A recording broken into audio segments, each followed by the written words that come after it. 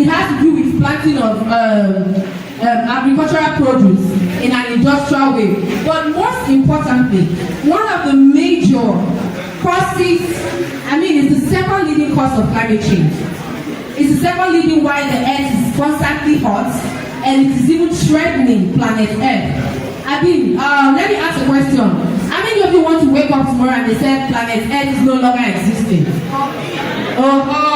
So right now, if you go tell your parents to check what climate change is, the world, United Nations, everybody is constantly putting their hands on deck to fight climate change. And that was why when I came, I said we are going to be raising climate champions. The most important thing of this awareness is to raise climate champions. I don't know how many of you would want to be a climate champion. We are live. Thank you for tuning in. Let me help you, a loved one or friend, find your vegan soul through food, people, events, and culture. In preparation for World Vegan Month, I have a couple of special guests coming on today. We're going to Nigeria first to connect with Joy, Eyesan, Mong. Then we'll meet with founding board member of Black Veg Society, Crystal Foreman, to see what she has in store for us. Welcome my first guest, Joy. How are you all the way from Nigeria? Hi. Hello, Naijha. I see you. Hey, Joy. I'm so happy to see you again. Yes, you know what? I have the picture here. You sent the picture. Me and Joy met up for the first time at the AVA Summit, right? The AVA Summit. And here she is. She was on stage. There you go, presenting. Yeah. And it was a beautiful presentation. It was just so I learned a lot from you watching the presentation. So I was extremely that I got a chance to experience Kenya and hear all of the presenters from Africa and the work that they're doing. So please tell us, what is the vegan journey? Okay, the vegan journey advocacy, as the name implies, is a non-governmental organization and a non-profit organization that helps people switch from a carnivore diet to a vegan or plant-based diet effectively. Doing this, we put into consideration their environment, the communities, and their identities to enable us help them switch effectively. And we put sustainability into consideration. Not everyone has what it takes, to buy some of the things they need to keep them. So what we do is we help them according to what they can afford. We help them according to their background. If you're from an average background, we help you according to what fits into what you can afford. So sustainability is key in whatever we do. And also we do not leave climate change out of the picture, because that's one of the methods and how the exposures that we give to people that actually, how do I put it, excites them to want to try the vegan diet. So this is what we do basically.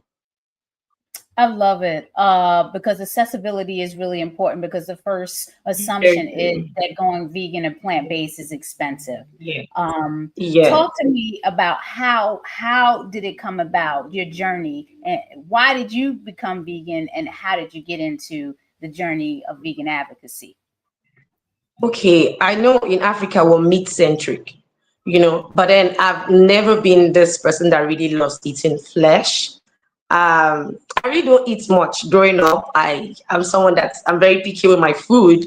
And so it wasn't really hard for me to switch into a plant-based diet. However, there was a friend of mine who was writing for a Switch magazine. That's the name of the magazine.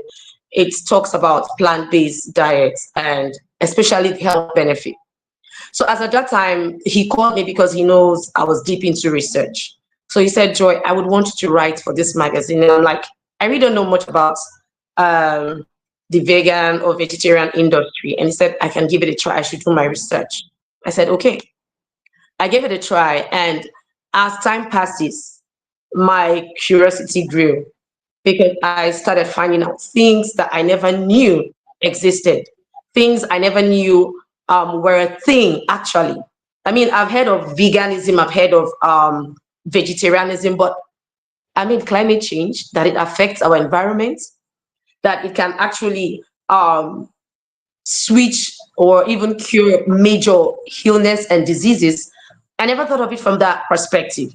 So while I started doing my research, I got to watch documentaries and I'm like, what is going on here? I mean, there is a whole lot going on in the world, and then you're just confided to what you know currently. You know, I said to myself, wow, my research deepened, and what was the game changer for me, as in the period where I knew I need to start the advocacy and reach out to people to get to enjoy or know and get the knowledge I have, was when after I had my first child, my daughter, um, I had severe preeclampsia, Oh, wow. and it was crazy. And aside that, the drugs weren't working anymore. So my blood pressure would be very high, and then I would cry every day because I feel I'm too young for this. Why me?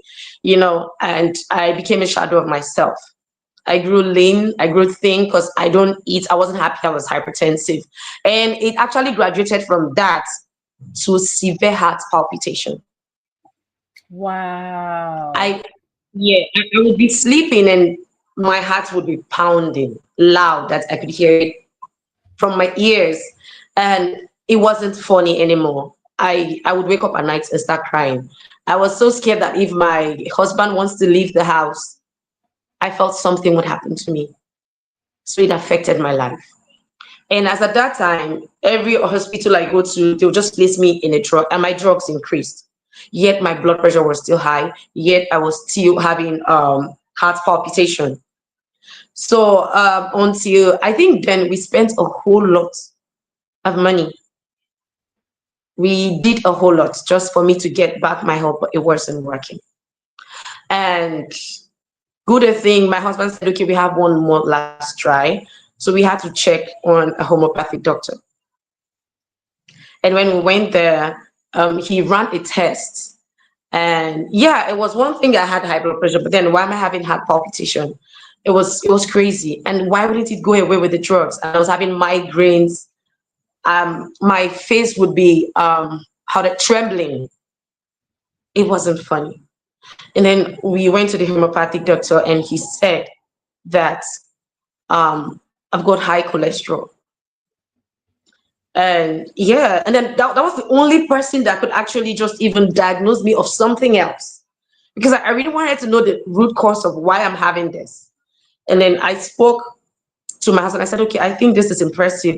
We're getting somewhere, you know. And after that, to just cut the long story short, he um, prescribed stuff for me. For the first time, he did not prescribe any drugs.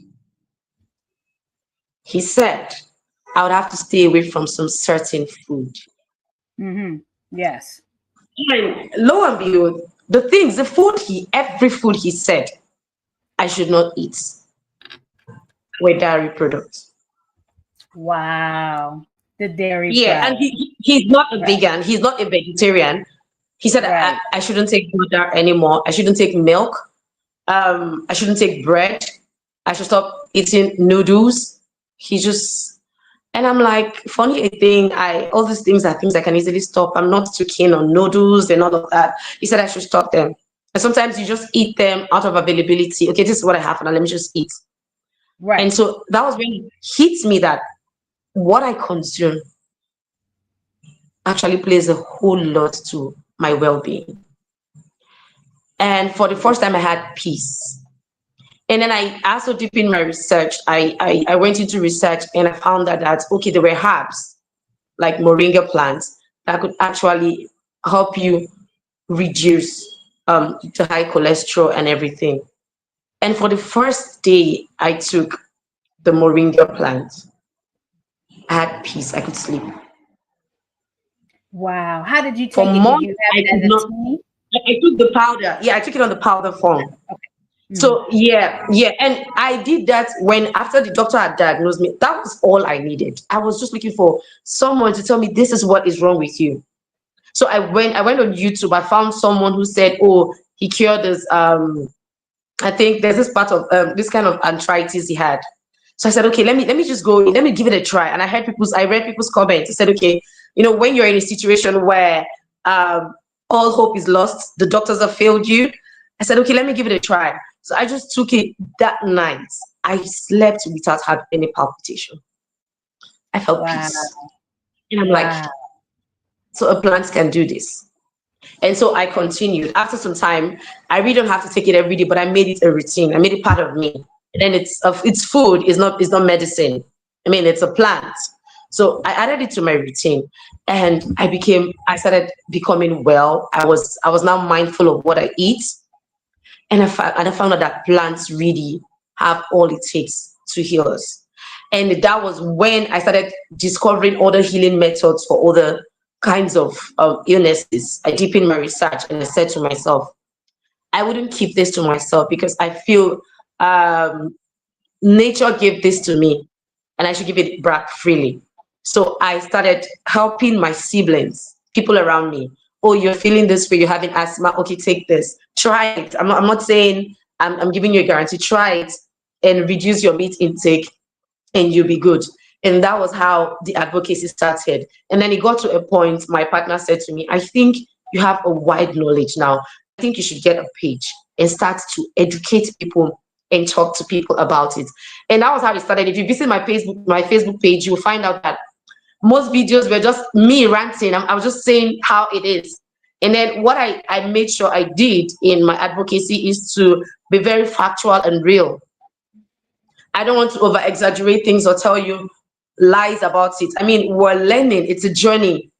I have unlearned and I have relearned things that I never knew. So it is okay if I feel this is the right way. And then it is okay if I feel, okay, I think there's a better way now. Let me switch from what I know. So every time in my videos, I try to give out advices or thoughts on what I have learned so far and how I've been sustaining myself as a vegan in a very affordable, sustainable, and effective way. That is really important to me because I feel majority of the people out there are people that do not really have much. These are the people that will listen to you. So I want to see how I can touch those people that don't really have money but can still be vegans in an effective way. So that was how it started. Wow, you just said a whole lot right there, and we Yeah. share something in common because my journey with veganism started because of high cholesterol too. So I Oh, Yes, and so I understand. I wasn't getting migraine headaches and things like that. I just happened to go to the doctor because I thought I was in my most healthiest condition because I was eating all the protein that I was that's told to where it comes eat. from. You're talking about the eggs and drinking all the milk because I love drinking milk. Little did I know that it was an inflammatory product, and that's why I had acne during my teenage years. That's And why I it's a had quick fix. mucus in my nose. Yeah, this is a quick fix. Yeah. Yes, so It's a eliminating quick fix, but gives anything. you problem in return.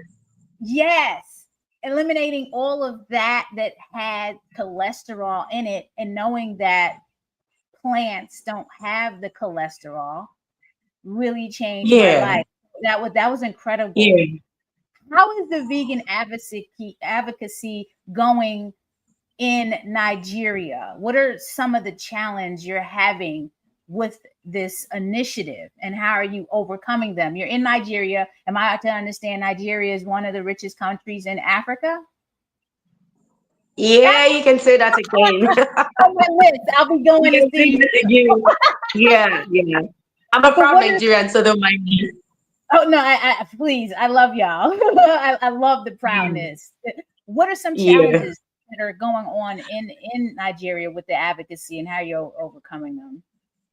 Okay, I think we have we have some advocacies going on. However, from what I've noticed is that they've done well, they've done their best, but you know, the in Africa in general, the vegan thing is still alien to a whole lot of people, right?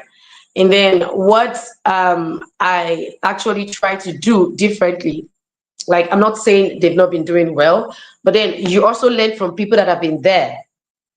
Look at what they've done and see how you can do better. That's what I'm trying to say. So I looked into the system. I found that they've been advocacies, and most times people just advocate and talk about the food, which is a major thing. However, I really think we need to put psychology into consideration. I mean, according to Melanie Joy, she said we have to unlearn the carnivore mindset. So as long as that mindset is there, when you're talking and you do not play on that mindset, you have to break down that mindset for them to listen to you. So the advocacy in Nigeria is going on well, but not as effective as it should be. And I think that's a major problem even all around the world. We advocate, but then how effective is it? We have people that, okay, let me give veganism a try or plant-based diet a try. And at the end of the day, they switch. There is no follow-up. So it's just like leading someone and the person gets to the sea and then you're nowhere to be found. So now I'm a vegan. Even as vegans ourselves, we that are doing it professionally, we still battle some issues here and there. Right. And Exactly. we do not have, yes, we do not have the answers sometimes. We go back to our research, we find out. I must say, when I switched to a vegan diet, I had some difficulties because I wasn't really good at nutrition then. I had gone in for the passion and the compassion and everything. But then no one ever told me or held my hands that, hey, ma'am, you have to put your in fact, you have to be critical with your nutrition, else you would have problems. Yes. No one to tell you that. So people just encourage you to go vegan and then you're left alone. And this is why we have so many people flipping back after becoming vegan. They become flexitarians. Today they're vegans, and tomorrow, when they feel they're lacking in their body, they eat something else. So I feel like this is also affecting the movement and it's not making us have figures. We cannot say, okay, today in Africa or in Nigeria, we have this number of vegans. We can say, okay, we have 30% of the population. No, because when we advocate, that's where it ends. So overseas and in Western countries, there are policies that are being passed. There are sustainable methods of advocacies, right? And then there are newsletters, there are constant newsletters to help you. Yes. But in Africa, we don't have that. In Nigeria, we don't have that. So people only advocate and go back. And that's a problem. And that's why in Vegan Journey, what we do is like the radio program, like I said, I have a team that works with me. My partner actually decided that the program was going to last for 13 weeks. Wow. And I'm like, what am I saying in 13 weeks? And I feel like people are going to come for me. I was scared. I said, no, you're saying this because you're not the one that will be insulted. They are going to come to my house and beat me up. These people love me. And all of that. And you're like, no, calm down. So the first day I was going to go live, I was so nervous. I feel like I'm going to cry. People are going to insult me. I was just praying, and when I went there, it was magnificent, and people came on live. I mean, when I was going to have my first caller, my heart was pounding. I said, oh my God, what's this person going to ask me? And then to crown it all, the person was a doctor. I said, okay, what do I say now? And when the doctor called, I was just expecting some medical technical questions, and it was like, he's a doctor and he could confirm to what I said. Oh my God, this is cool, Wow. you know? Isn't that the best? That's Yeah, the best experience yeah. ever. And then, Confirmation. yeah, and trust me, I do not want to shoot myself on the foot. In Nigeria, we would say, I don't want to fall my hand. It means I don't want to Right. embarrass myself. So I did my research. I took my time. I knew I was going live. And that really helped me because if I was in 50% after that radio episode, I became 90% aware of every aspect of veganism because I literally have to read and be ready for every topic. Like I literally have to imagine what if this questions comes from here, and it was lovely. And then to crown it all, after the 13 weeks, I didn't believe it. I was like, oh, it's 13 weeks almost. It is here already. And then what? So at some point, I get tired going. Some days I'd be like, oh, it's Friday already, and I have to go for this program. No, it was on a Sunday rather, and I'm like, I'm tired today, but I just have to keep pushing. And when it came to the end of the program, I started missing it because it was already a part of me, but then we have to call it to an end, and so the presenter was already convinced and is already switching to a vegan diet unknowingly. So she told me in the last episode, she said, do you know what? When I talked about animal cruelty in that topic, and then like understanding animal cruelty, and then she said, Joy, listening to you, usually when I see someone harassing a dog in Africa, people beat their dogs, and it's not like overseas, where if you do that, there are policies, there are laws, animal laws. We don't have animal law here. And Wow. these are like some of the things I'm talking about. Yeah, we don't have Right. animal law. People treat their pets anyhow. So she said she was on her way to the studio. That's the radio presenter, and then she saw this man hitting the dog constantly. That she didn't know, because of the awareness and the discussions we've had, she had to shout on the man to stop hitting the dog. That she has become that conscious of animal cruelty. So the program impacted, even there was someone that called when I talked about animal agriculture and all the cruelty that happens in the slaughterhouse and even the farmhouses. And then there's a particular man who called and he said he agrees completely that they do all they can do to get a cow ready. Instead of 18 months, maybe in like 9 months, the cow is ready for feed. So he said he agreed to what I said. That, but I mean, how can they stay without eating meat? This is their business. So in every episode, I was happy that people were tagging along. It got to a point where I was in my room and my partner called me and said, come, someone is talking about you on TV. So the man was saying there's this lady that talks on Sparkling FM about people not eating animals and climate change. Everything he described was about the vegan journey, and I was wowed. And for me, I think those moments are golden. They are more than money, anything money can buy. To me, I think that's what pushes me and drives the advocacy forward for us to want to do more. And currently, the school program, um, then again, we've seen several school outreach, but then, like I said, it's just a one-off thing. So we thought we should do it for 9 weeks, for all through this particular term, and see how we will not just tell the kids to go vegan, but to impact in them the knowledge and understanding. It is one thing to tell someone something and the person feels bad and wants to switch, but then major understanding actually keeps you going, to make them understand the empathy behind going vegan. And then, when you're reaching out to school children, we had to put some certain things into consideration.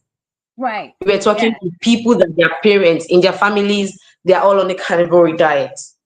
So you don't want someone coming to meet the principals in school to tell them to stop the program, that you're influencing their children in a bad way. So the team had to come together and thought of the methods and approach we would use on this particular outreach. So what we did was to focus more on the environmental impact, that's the climate change aspect, and the health benefits.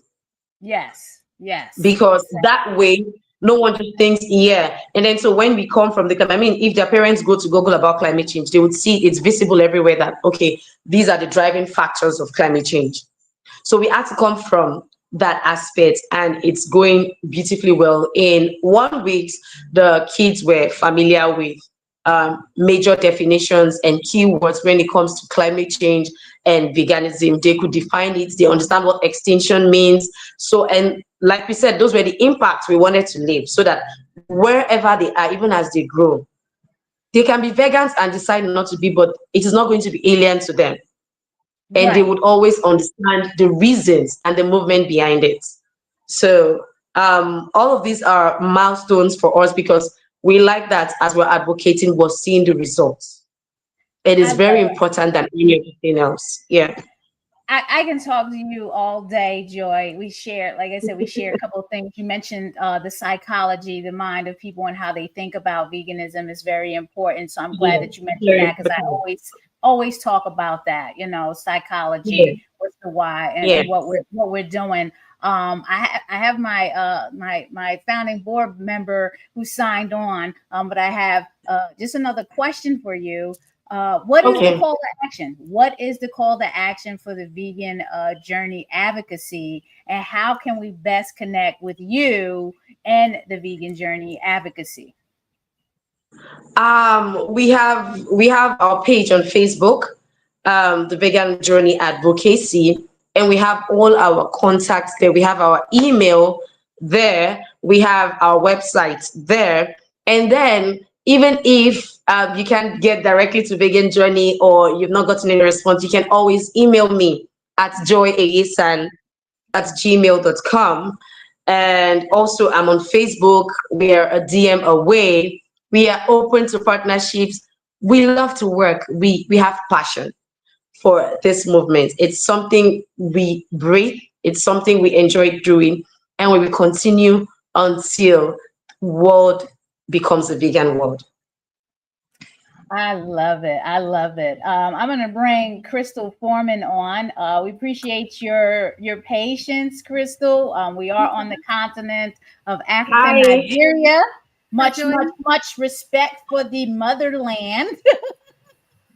So Absolutely. definitely had to hear what Joy had to say about the vegan advocacy. And congratulations, Joy, about being a Thrive Community Grantee winner this quarter. Folks, you know, you can be a grant maker and you can support the vegan advocacy that is going on the mother continent of Africa. Go to thrivephilanthropy.org and become a monthly donor so we can pick our first quarter 2026 winner. All right. Thank you so much, Joy. Again, Nigeria is on my Thank list of you. countries to visit. So, again, I hope to see you in Ghana at the Ava Summit. Can't wait. Hopefully, You definitely see me. Ghana is just a stone throw. Yeah. So get you out of see here. me.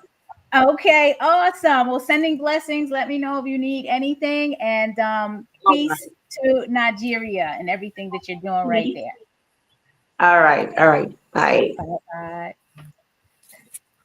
Crystal Foreman, we're talking about World Vegan Month, November. Yes. How are What's you? going on? I'm doing great. This is the best time of the Yes. year. Yeah. Happy greetings, everyone. Yeah, so we're heading into World Vegan Month and leaving World Vegetarian Month, which is what we're in now. So next month, we're going to have the Holistic Plant-Based Living Program.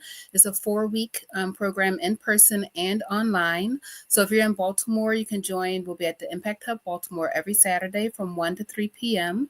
It's a completely free program where you can taste different types of vegan options. We'll be having cooking demos and some guests as well.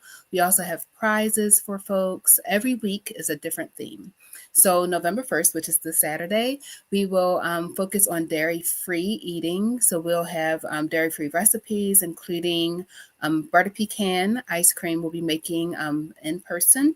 And we'll also have all of the recipes for people who are joining online. So no matter where you are in the world, you will still get support. We will have Zoom going, so we'll be interactive with the people online as well. So whether you're in person or online, you'll get all of the resources. Only difference is you won't get to taste the food, but you'll get to make it yourself. So if you want to cook along with me, you'll have that opportunity as well. The goal is to have all of the recipes go out a few days before we actually meet on Saturday. So you can have the opportunity to get the ingredients if you want to, but don't feel any pressure. You could just watch and join in. We have mindfulness in every session. So for me, it's not just giving the recipes or information, but that mindset I heard you enjoy talking about in the last segment is very important. People do go back and forth. I've had like some of the people who have registered have been vegan before, but they didn't stick with it. And it's usually either a lack of support or resources, or they just like got bored or something happened. So my goal for this program is for people to have a support beyond those 4 weeks. So the first week we're focused on dairy-free eating. The second week we'll focus on egg-free eating. So we'll have like a tofu scramble, waffles, and some other dishes to actually try as well. And then for the seafood alternatives is the third week. We have our maple glazed scallops, which is very, people love that. And our Maryland style vegan crab cakes, which is, you have to try, especially like being from Baltimore, I have to showcase that. So we'll have that. And then chickpea tuna. So we'll have things made from scratch, but I'll also have, things for people to try, like vegan yogurt for our dairy-free. Instead of spending a lot of money or having people spend money on a lot of different types of products, trying to figure out what they like, we have samples for people to try. We also, that last week is focused on land animals. So we'll like do vegan bacon and fried oyster mushrooms. Every week we'll talk about why we're doing these changes for ourselves, for our health, for our environment, and for the animals, and for people who work in animal agriculture and in the food industry in general. So I always talk about like we have the power to influence, our surroundings, whether it's our immediate community or beyond. Also talking about like we don't have to spend money on other products, meat, or any of those things. We can control how the system works. We are, especially in America, we're in a capitalistic society. So if we don't like the way that they're treating, communities that are in, those high feed agricultural areas like North Carolina, Virginia, South Carolina, Georgia, they put those areas, those high feed concentration camps in these low income areas, usually people of color, and it's causing them a lot of health issues. So my thing is like, we don't have to support that system. Always having people think beyond themselves. That's usually when people can stick with it longer. When people only think about their health, that's when they go back and forth. So my goal is for them to change their mindset and live with compassion and empathy for others, other humans, as well as all of the animals of the world. Just thinking about like we don't have to put our money in a system that is extractive and exploitive and causes harm. Every week, for everyone who's registered, they will be entered, so registered and come alive, or make a comment in our group community. So we'll have an online group community outside of the Book of Faces, and it'll be just like people who are involved and interested in having that support. So for everyone who is registered and shows up in some way, so not everyone can be there in person or online and like live, you will get the opportunity to win gift cards. We have some restaurants in Baltimore that will have gift cards for membership to the Vegetarian Resource Group. We also have books and other resources. So we have some books from the Vegetarian Resource Group, including book on vegan seafood, as well as cooking for one or two. Sometimes people are like, they don't want to make a big batch. I totally understand that. And then we're also coming into the holidays, so we have Vegans Know How to Party.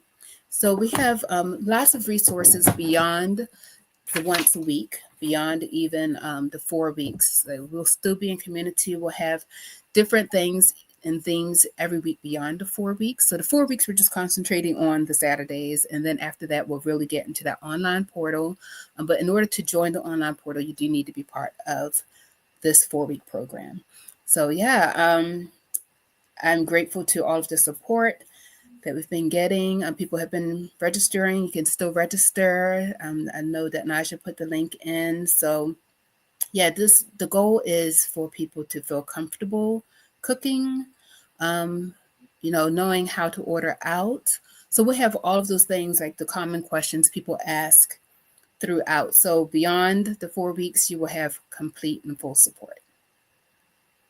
Wow. It's always a great experience each year when you do this, because you touched on something very important. When one that is venturing into veganism, once they're focusing on the diet, that's when the flip-flop comes. The psychology is they have to know more about the impact of the food they're eating, the climate change, the animal impact, and also the global hunger, because the animals are consuming that food that could be feeding Black and brown people around the world. So you have to know the whole picture so you really understand how and why you should be contributing to this movement by eating, drinking, and just thinking the best possible things and being your better self compassionately. We all got some vegan soul. Yes. Food, people, events, and culture, and we have to build community around that. So I'm signing up, and you're taking registration right now, and you're starting Saturday. We start Saturday. The program starts Saturday, y'all. So you want to register today. Let me put that link back up. You want to register today. Don't wait till tomorrow, because you got that anybody that's celebrating the festivities tomorrow, you're gonna forget. So do it today. And get ready for all the fun on Saturday. Crystal is doing amazing work here in the city of Baltimore and all around.